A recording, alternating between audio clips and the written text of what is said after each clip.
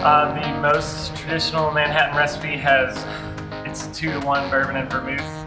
The first Manhattans I ever had, I felt were too vermouth heavy, so what's become popular now is only using 3/4 ounce of vermouth. And then in this Manhattan, we take that vermouth component, move it back to 1 ounce, but split it into 3 different ways.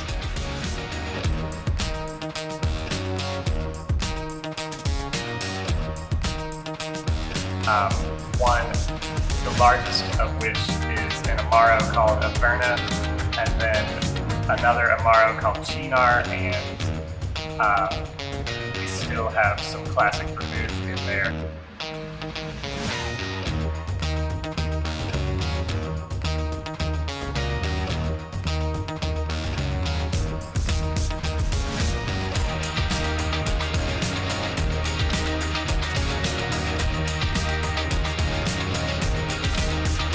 It did go into the same barrel that our barrel-aged Old Fashioned came out of, so picked up some residual sweetness and floral notes since we threw a bunch of roses in that barrel. And we let it age for 5 or 6 weeks on the Manhattan and are currently serving it.